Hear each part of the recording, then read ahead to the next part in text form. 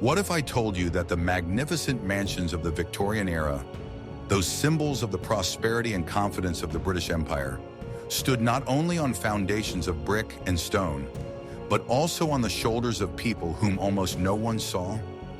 We look at their facades, gleaming windows, and grand staircases and see a world of wealth and beauty. But beneath this world existed another reality, dark, cramped, and filled with labor that never made it into the pages of magazines. Beneath the polished floors, behind closed doors, and in corridors that the owners never walked through, life was bustling, completely subject to a strict routine. Dozens, and sometimes hundreds of servants lived and worked there. Maids, kitchen assistants, laundresses, footmen, grooms, butlers, and cooks.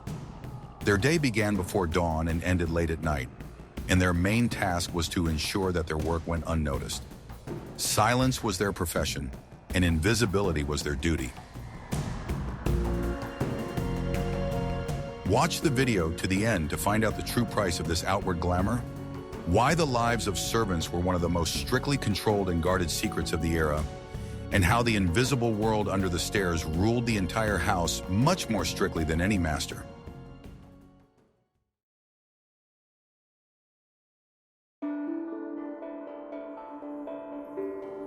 I will reveal the most closely guarded secret of the Victorian house.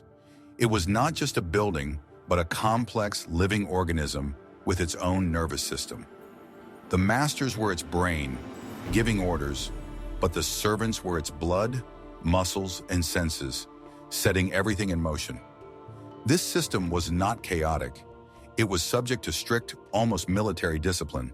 Each person was a cog in a huge machine, and the entire mechanism depended on their proper functioning. The failure of one element could lead to the collapse of the entire system of comfort. At the heart of this mechanism lay a philosophy of service that is difficult to understand today. It was not just a job for money, but a calling that defined a person's entire life. Servants gave their time, energy, and loyalty to the house. In return, they received shelter, food, and a certain degree of protection from the harsh world outside the mansion walls. This devotion was the foundation on which entire dynasties of servants were built, passing their positions down from generation to generation. This organism was clearly divided into two independent spheres, the upper world of the masters and the lower world of the servants. These worlds hardly ever intersected, existing in parallel under one roof. The masters lived in luxurious, light-filled rooms. The servants lived in cramped, modestly furnished rooms in the basement, attic, or remote wings of the house. Crossing these boundaries was strictly regulated. A complex system of communication existed between the brain and the muscles. A whole network of bells stretched throughout the house, allowing the owners to summon the servants at any moment. Each bell had its own unique tone, and an experienced servant could tell from the sound which room the call came from. Later, speaking tubes appeared, allowing orders to be given without seeing the person carrying them out. The main purpose of this system was to create the illusion of an easy and carefree life. The comfort of the owners had to appear as if by magic. The fireplaces were always lit, the rooms were perfectly tidy, and the food appeared on the table exactly at the appointed time. The titanic labor behind this had to remain completely invisible. Servants were taught to move silently and disappear as soon as their presence was no longer needed. There was no place for generalists in this system. The Victorian home valued specialization above all else. The footman did not clean the fireplaces, and the maid had nothing to do with cooking. Everyone had their own clearly defined area of responsibility and set of duties. This narrow specialization guaranteed the highest quality of performance for each individual task. The house lived by a strict schedule that was more important than personal needs. The day began long before dawn and ended late at night. Every hour was scheduled. Time for lighting the fire, time for cleaning, time for serving meals. This rhythm was unchanging and did not depend on the weather or mood. The machine had to work without stops or failures. The entire structure was based on an unshakable hierarchy, which we will discuss later. This hierarchy was a copy of the social structure of the Victorian era itself. It was complex, multi-level, and absolutely indisputable. Every servant knew exactly their place, their rights, and their duties. This system was so effective that it allowed 1% of the population to enjoy a level of comfort that was inaccessible to the majority. It had been refined over centuries and perfected during the Victorian era. The house mechanism was the pinnacle of domestic engineering of its time.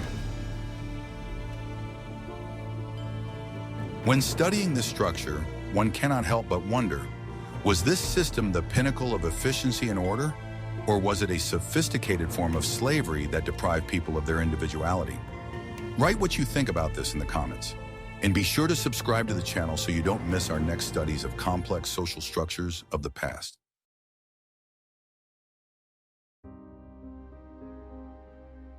Are you ready to learn the truth about the man who knew more about his master than his own wife? In the public consciousness, a butler is someone who simply serves drinks and announces guests. But in a Victorian home, his role was immeasurably more important. He was the CEO, chief administrator, and confidant of the head of the family. The butler was the king of the lower world, at least the male half of it. He hired and fired footmen, valets, and other male servants. He was responsible for the order, discipline, and appearance of all the male staff. His word was law, and his authority was unquestionable. To disobey the butler meant risking one's job. The main symbol of his power was a bunch of keys.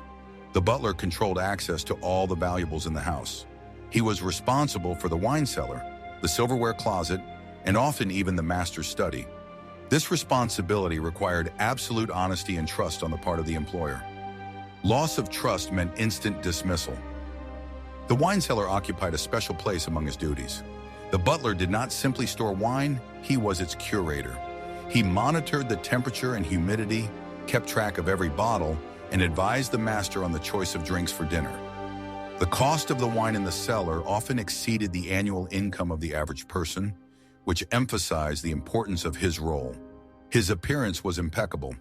He did not wear a livery like the footman, but a strict dark suit similar to the master's own clothing. This emphasized his special status. He was a gentleman for gentlemen, a man who could communicate with the master almost as an equal, at least in matters of household management. During dinner parties, the butler became a conductor.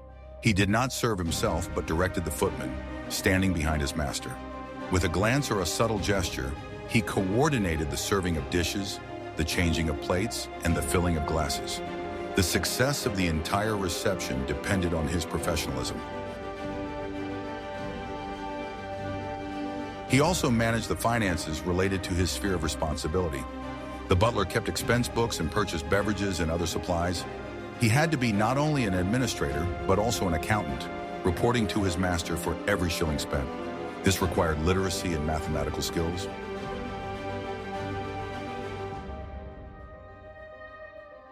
Despite his authority, the butler occupied a unique and sometimes lonely position.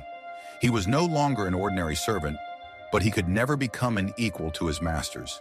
He lived between two worlds, belonging completely to neither. This required a special character and the ability to keep his distance. The butler was often the only one who knew all the family's secrets. He saw his master at his best and worst, witnessed family quarrels and secret visits. His silence and tact were worth their weight in gold.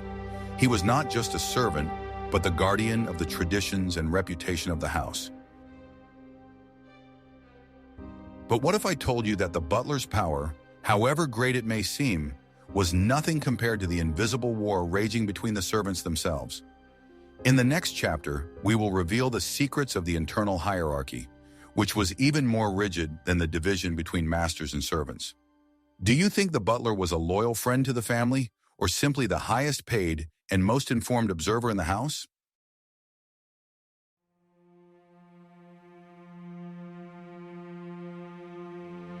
What happened behind the closed doors of the servants' quarters may surprise you. We tend to think of servants as a single group, but within their world there was a divide comparable to that which separated them from their employers. This divide split the staff into two camps, the top 10 and the lower servants. It was a caste system, the boundaries of which were almost impossible to break. The top 10 or upper class included servants who held leadership positions and had personal contact with their employers. These included the butler, the housekeeper, the master's valet, and the mistress's maid. Sometimes the head cook was also included if the house was very large. These people made up the aristocracy of the lower world. The lower servants were the labor force of the house. They included footmen, maids, laundresses, kitchen assistants, and at the lowest level, the boy who cleaned and the girl who washed dishes. They did all the rough, physically demanding work and rarely saw their masters, except for a glimpse in the hallway. Their world was one of basements, attics, and back stairs. The most striking manifestation of this division was the common dining room for the servants, known as the servants' hall. Here, the hierarchy was strictly observed. The butler sat at the head of the table, with the housekeeper to his right. The rest of the servants were seated in strict order of descending status. The youngest sat at the very end of the table, closest to the door. But that was not the limit. In the wealthiest houses, the upper servants did not eat with the lower servants at all. They had their own separate living room, often called the housekeeper's room. They were served by the lower servants, and their food was of a much higher quality than that received by the others. It was a separate, privileged world within the world of servants. The upper servants wore better quality clothing, often tailor-made, while the lower servants had to make do with standard uniforms. The upper servants were addressed respectfully, using their surnames, Mr. Smith or Mrs. Jones. The lower servants, on the other hand, were often addressed simply by their first names or even by their job titles. Social contact between the two groups was strictly limited. An upper servant would not engage in friendly conversation with a maid or footman unless it was work-related. This was considered bad form and a breach of hierarchy. Everyone knew their place and stuck to it. This internal snobbery was an exact replica of the class system that prevailed at the top. The upper servants adopted the manners and prejudices of their masters, considering themselves superior to those who did physical labor. They were the guardians not only of their master's silverware, but also of their social norms. For the lower servants, the only way to climb this ladder was to show exceptional diligence and loyalty in order to eventually attain a higher position. The path from dishwasher to cook or from junior footman to butler was long and difficult, taking decades. This complex system not only maintained order, but also served as a powerful tool of control. It created competition and prevented servants from uniting. Everyone was focused on their place in the hierarchy and sought to climb higher, rather than challenge the system itself. If you find this complex and almost invisible social structure hidden behind the facade of Victorian life as fascinating as we do, please like this video. It helps us understand which topics are most interesting to you.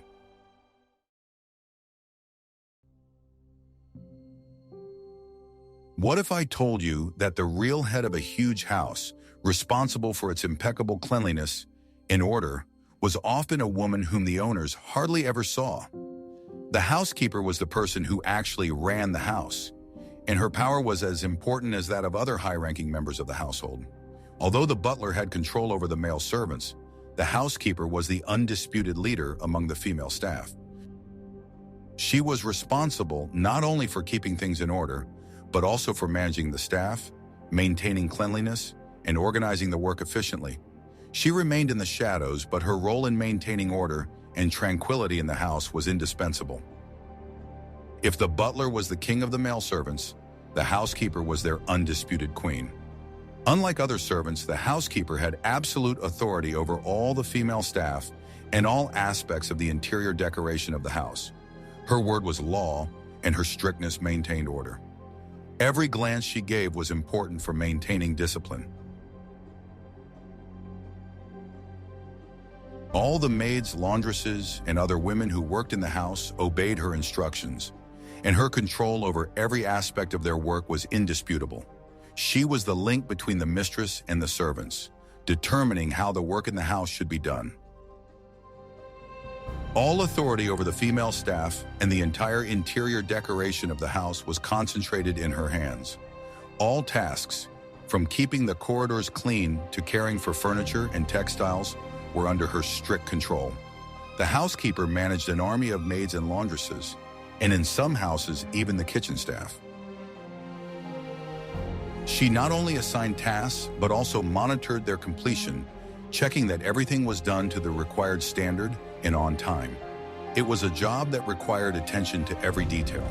She was a mentor to everyone and was responsible for maintaining the perfect condition of the house.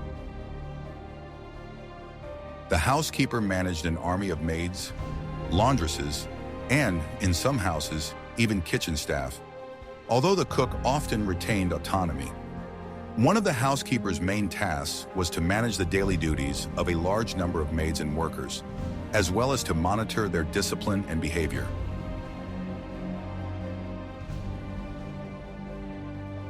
In some cases, she even coordinated the activities of the kitchen staff, but the chef or cook often remained independent and made decisions on culinary matters. The housekeeper ensured strict order by setting cleaning schedules and setting standards. She oversaw all work, from general cleaning to preparing guest rooms. She drew up cleaning schedules, monitored their implementation, and personally checked the quality of the work. Every corner of the house was under her scrutiny. The housekeeper personally checked how thoroughly the floors had been washed, how shiny the mirrors were, and the condition of the carpets. Not even the slightest traces of dust or dirt could escape her eyes.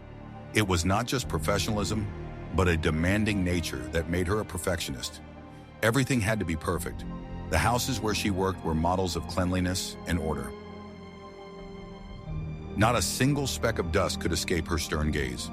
The housekeeper had incredible attention to detail. She saw perfect cleanliness as an integral part of her job and her reputation. She was responsible not only for daily cleaning, but also for long-term planning on how to maintain ideal conditions in the house. Working with various members of staff, she always ensured that the owners were satisfied with the standards. It was a task she performed with unconditional dedication and strict requirements. Like the butler, the housekeeper had her own set of keys, which she often carried on her belt on a special chain, a chatelaine. These keys were a symbol of her authority, and she never parted with them. They opened the pantries with food, linen rooms, and cupboards with household items. They were a tool of her trade, allowing her to control supplies, monitor expenses, and maintain order. The keys served not only to perform her duties, but also to ensure the security of the entire household. Everything behind a locked door was under her control. These keys opened pantries with provisions, linen rooms, and cupboards with household items. The housekeeper was responsible for every detail, from providing the family with everything they needed to, making sure that things were in the right place at the right time. She kept track of supplies of food, linen, kitchen utensils, and other goods. The smooth running of the household depended on her records. She could also control expenses and make decisions about restocking to avoid shortages at any time. This required not only organization, but also the ability to respond quickly to changing needs. She controlled the consumption of every bar of soap, every candle, and every pound of sugar. The housekeeper was not only a manager, but also a kind of accountant. Every purchase had to be accounted for, and every little thing, from a bar of soap to table linen, had to be used for its intended purpose. Unjustified expenditure was considered a violation of the rules, and the housekeeper was responsible for preventing it. She knew how to be strict, but it was part of her job to do everything to the highest standard. This ensured not only order, but also the long-term sustainability of the household. One of her main responsibilities was managing the laundry. In Victorian times, bed linen, tablecloths, and towels were an important part of life in the home. These items required attention and careful care. The housekeeper was responsible for ensuring that all linen was in good condition, as well as for washing and storing it. Her duties included making sure that all items of linen were repaired in a timely manner and returned to their proper place. This was not just a daily chore, but an important part of the job that ensured comfort for the whole family. In a Victorian home, the amount of bed linen, tablecloths, and towels was enormous. It was a huge amount of work, which the housekeeper handled with the necessary rigor. She kept track of the number of items, and every scrap of fabric was valuable. The housekeeper was a master not only in organization, but also in handling material valuables, managing everything from the simplest to the most expensive items. In a house where every item was important, she remained a reliable guarantor that no towel would disappear without a trace. Everything was in her hands, from accounting to practical household management. The housekeeper kept strict records and supervised laundry, repairs, and storage. Every morning, she checked how many items needed to be sent to the laundry and how many needed repair. Even the slightest damage to linen or tablecloths had to be repaired immediately. She kept track of all items, constantly monitoring their condition. This was an important process for maintaining perfect order in the house, as every item had to be in its place and in perfect condition. This responsibility required discipline and perseverance. She had to know where every napkin in the house was.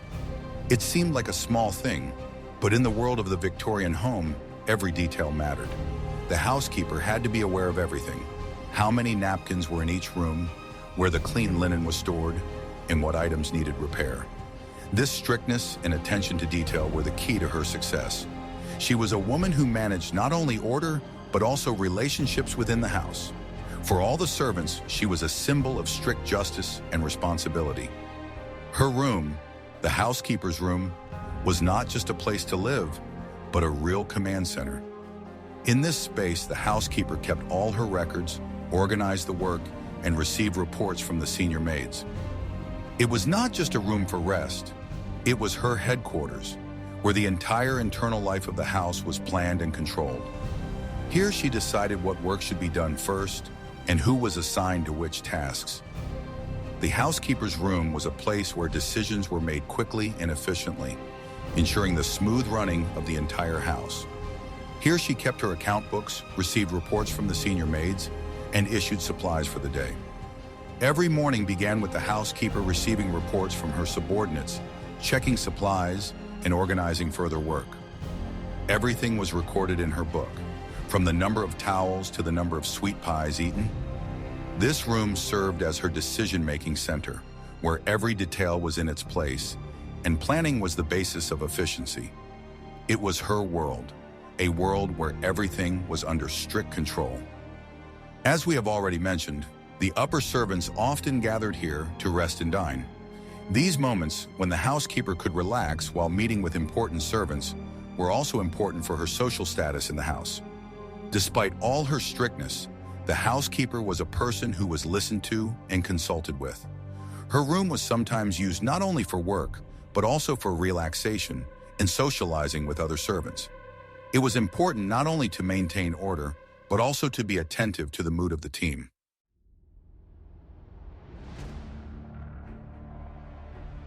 Are you ready to learn the truth about those who knew all the secrets of their employers' bedrooms, but whom no one was ever supposed to notice? If the kitchen was the engine of the house, then the maids were its invisible hands, maintaining perfect cleanliness and order. Their main virtue was invisibility, and their work was an endless battle against dust.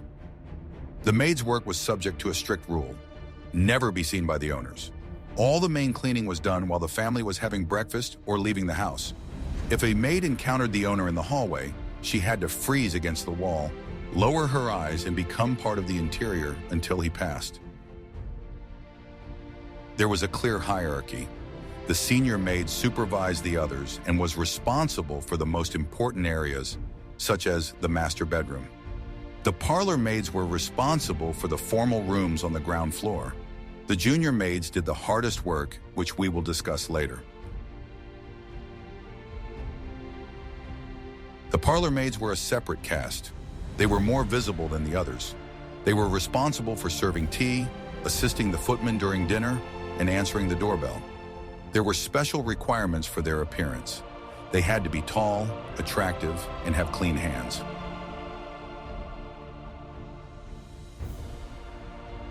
The junior maids, or under-housemaids, were the real workhorses.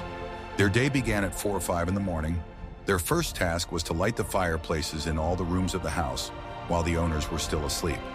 This meant carrying dozens of buckets of coal up numerous staircases. After lighting the fires, the hard physical work began. The under-housemaids carried heavy jugs of hot water for washing and bathing. They took out and cleaned chamber pots, beat carpets, scrubbed floors, and cleaned fireplace grates. This work required tremendous physical endurance. Uniforms were strictly regulated. In the morning, for dirty work, maids wore dark dresses made of durable fabric and coarse aprons. After lunch, they had to change into clean, starched dresses and snow-white aprons and caps in case they were seen. Their neatness was a matter of honor for the housekeeper. Maids used only the back stairs and service corridors to move around the house. They were strictly forbidden to appear on the front stairs or in the main corridors unless their work required it. They were ghosts gliding through the arteries of the house, hidden from view. The maids witnessed the most intimate lives of their employers. Cleaning the bedrooms, they saw everything from unmade beds to crumpled letters. They knew the habits, moods, and even secrets of the family members. But their professional duty was absolute silence. But no matter how hard and exhausting their work was, it was subject to one main rule that applied to everyone. In the next chapter, you will learn about the iron code of rules that turn servants into flawless but impersonal automatons. Could you live even one day following such strict rules of absolute invisibility?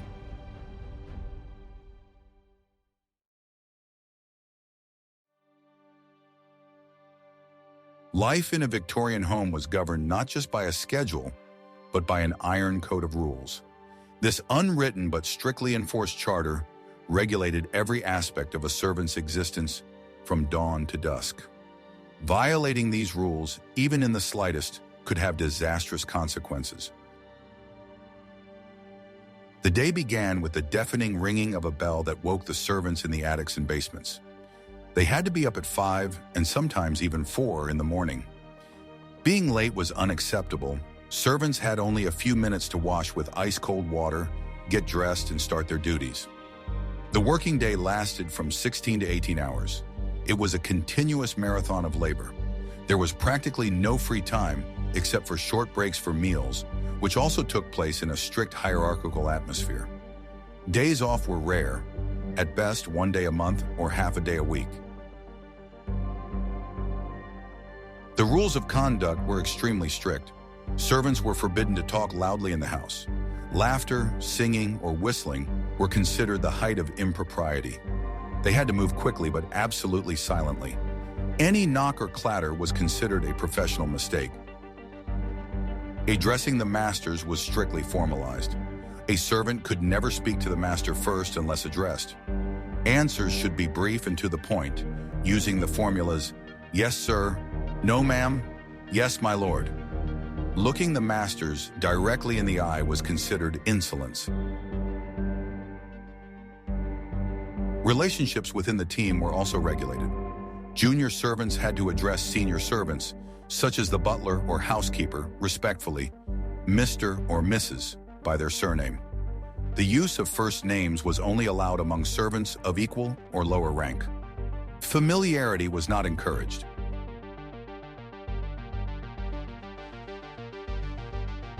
The personal lives of servants were under complete control. They were forbidden to receive guests without the permission of the housekeeper or butler. These hypothetical guests were contemptuously referred to as followers. Any romantic relationships between servants in the house were strictly forbidden and led to immediate dismissal. The uniform was sacred. It had to be impeccably clean and ironed at all times. A servant in a dirty apron or unpolished shoes was a disgrace to the entire household. The servant himself was responsible for his appearance and had to keep it in order in his personal time, at night. The most terrible punishment was dismissal. It could follow any offense: a rude answer, a broken vase, suspicion of dishonesty. Dismissal meant not only the loss of work, but also the loss of shelter and food. The servant found himself on the street without a means of subsistence. Upon dismissal, the servant was given a paycheck and a written recommendation, known as a character reference. Without a good recommendation from a previous employer, it was virtually impossible to find a new position. This made servants completely dependent on the mercy and mood of their masters. In the complex hierarchy of the Victorian home, there were two positions that stood apart. These were the personal servants, the master's valet and the mistress's maid. They did not report to the general structure of the butler and housekeeper, answering only to their immediate employers. This made their position unique and privileged. The valet was more than just a servant. He was the master's personal assistant, confidant, and shadow. He was responsible for his entire wardrobe, kept track of the condition of his suits, polished his shoes to a mirror shine, and helped him get dressed. He was also responsible for shaving, haircuts, and styling. The valet accompanied his master on trips, packing and unpacking his luggage. He had to know all his habits and preferences and anticipate his desires. Valets were often educated people who could read, write, and keep their master's accounts. The lady's maid performed similar duties for the lady of the house. She was responsible for her huge and complex wardrobe, including dresses, corsets, hats, and gloves. She helped her mistress get dressed, which was a complicated process in itself, requiring skill and strength to tighten corsets. The lady's maid's main responsibility was to take care of her mistress's hair. Creating the intricate hairstyles that were fashionable in the Victorian era was a real art. She was also responsible for the jewelry box, which required absolute honesty. The lady's maid had to be a skilled seamstress to repair and alter dresses. Personal servants were the keepers of the most intimate secrets. They witnessed their employers' private lives, their illnesses, quarrels, and secret passions. Their silence was a prerequisite for their service. In return, they often enjoyed greater trust than even family members. Their position was ambiguous. Physically, they lived closer to their masters, often in rooms adjacent to the master's bedrooms. But socially, they were still servants. In the servants' hall, they sat at the upper table, but other servants often treated them with suspicion. Because of their proximity to their employers, they were considered spies and informers. Personal servants rarely had friends among the rest of the staff. They were isolated by their privileged position, finding themselves in the same liminal state as the butler, not servants, but not employers either. One of the main perks of their job was the clothing. The lady's maid and valet received their employers' worn but still luxurious outfits. This allowed them to look much more respectable than the rest of the servants and even accumulate some capital by reselling these clothes. These two roles demonstrate the extreme degree of specialization in a Victorian household. They were the pinnacle of a career for many servants. Such work required not only professional skills, but also special tact, patience, and the ability to be the absolutely invisible shadow of one's master or mistress.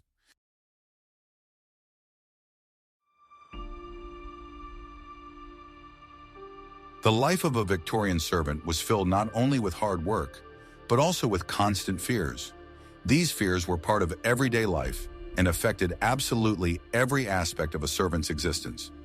Working in the homes of wealthy people, servants often faced constant stress and anxiety. The fear of dismissal was the most vivid and powerful of these. Losing one's job meant not just a loss of income, but the complete destruction of one's life, because a roof over one's head, food, and even the minimum conditions for existence depended on working in the house. The main one was the fear of dismissal. Dismissing a servant in the Victorian era was not just a formality, it was a real tragedy.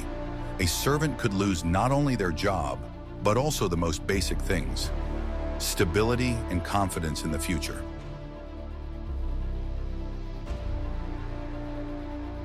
For many people in this situation, Losing their job meant ending up on the street. In such cases, they could end up in a workhouse, where living conditions were terrible and the chances of getting out were extremely low. Dismissal destroyed a servant's entire life, reputation, and social status. Losing one's job meant not only losing income, but also losing a roof over one's head. Victorian society did not provide any social protection programs, and a servant who found himself out of work became helpless. He had no right to housing or assistance. Even short-term job losses could have catastrophic consequences. Many servants understood that their stability depended solely on the mood of their employers and how satisfied they were with their work. This created a constant fear of dismissal, which in turn led to incessant stress. This fear was exacerbated by the lack of any rights. Unlike the higher classes of society, servants had no rights to protect their interests or ensure justice.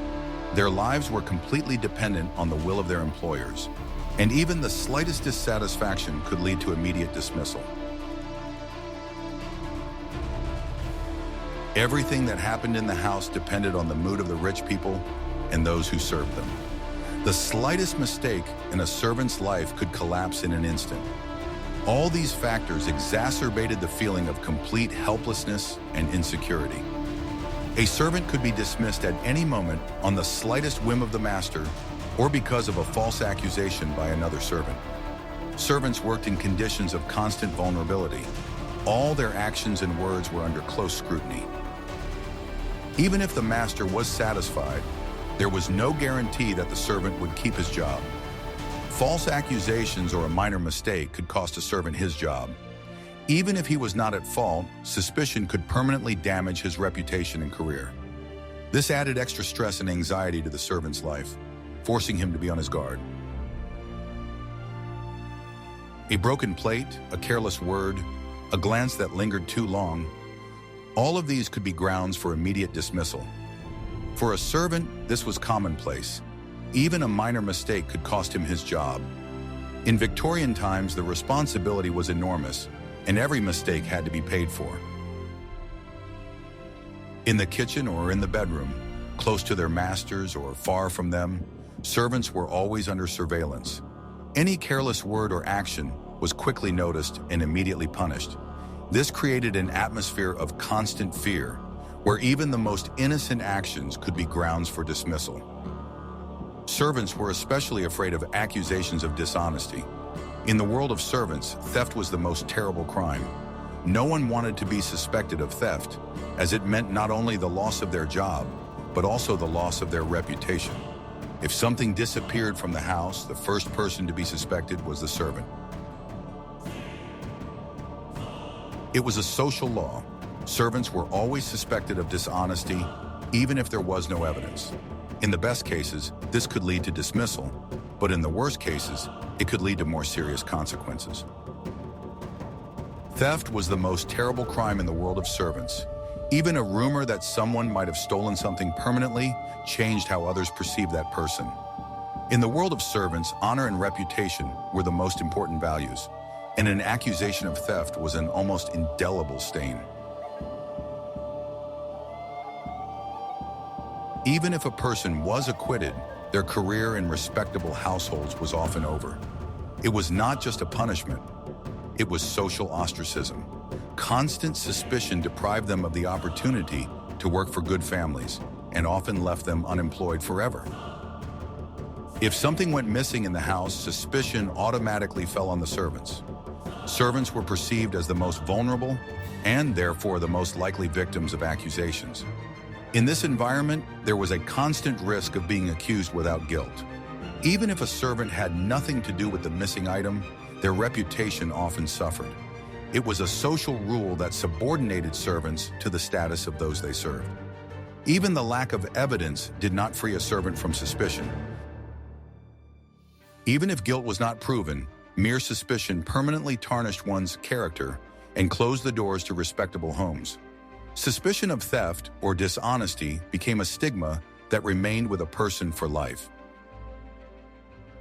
Despite all the excuses or explanations, the suspicion did not disappear. Its shadow followed the servant, and this closed many doors for him, including those leading to more prestigious homes.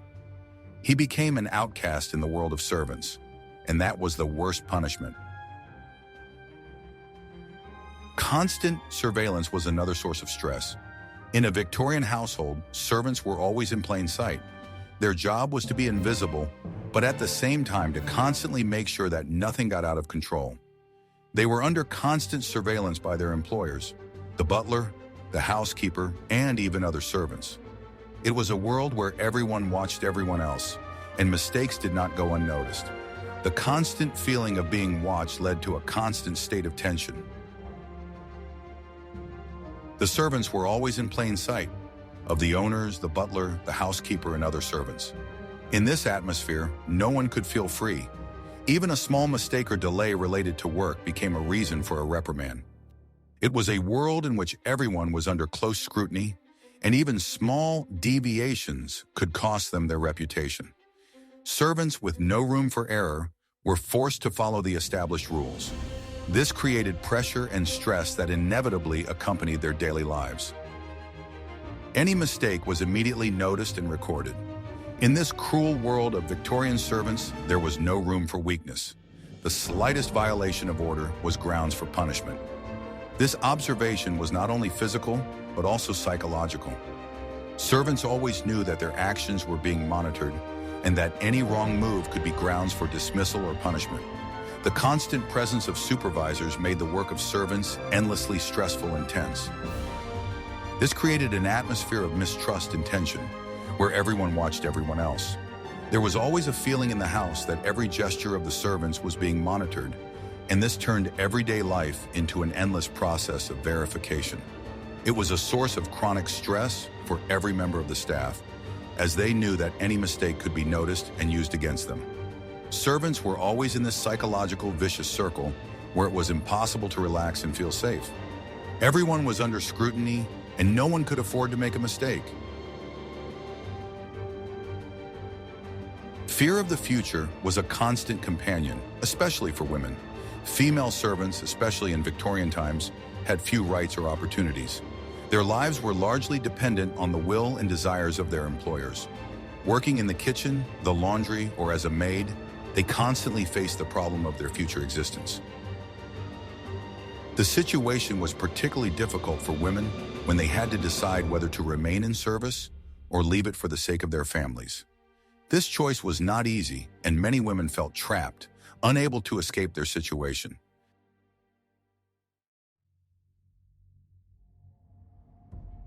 Despite the exhausting work and strict rules, the life of a servant was not all doom and gloom. In this closed and hierarchical world, there were small joys that were particularly cherished. These brief moments of rest and socializing were what allowed people to retain their humanity. The main center of social life was the servants' hall. Here, during meals, the hierarchy temporarily weakened. Of course, the butler and housekeeper sat at the head of the table. But during the communal meal, it was possible to exchange news, joke, and gossip. It was their own space, closed from the eyes of their masters. Food itself was an important part of life. Although the lower servants ate modestly, often leftovers, it was still regular and guaranteed food. In a world where many outside the walls of the mansion lived in poverty, this was a huge privilege. And in the kitchen, you could always grab something tasty. The servants had their own free time, albeit very limited. Usually it was one evening a week or half of Sunday. Everyone tried to make the most of this time, going to church, visiting relatives if they lived nearby, or just walking in the park. In some houses, there was a tradition of an annual servants' ball.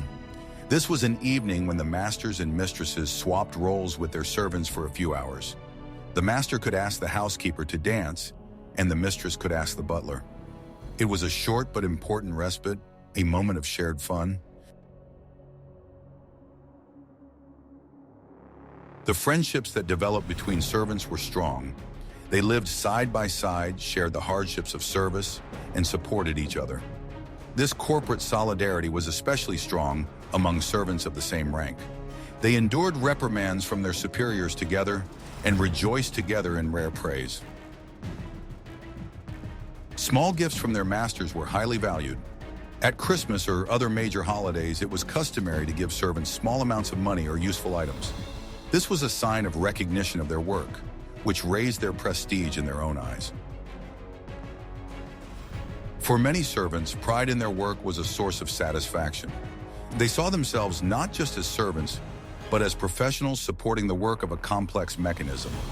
Impeccably polished silver, a perfectly made bed, dinner served on time. All this was a source of professional pride. Reading was another accessible form of entertainment. Although servants were forbidden to touch their master's books, they often read cheap novels or newspapers that they managed to get hold of. In the servants' hall at Parish, a literate footman could read aloud to the others, and this was a popular form of leisure. These rare moments of joy and simple human interaction were vital.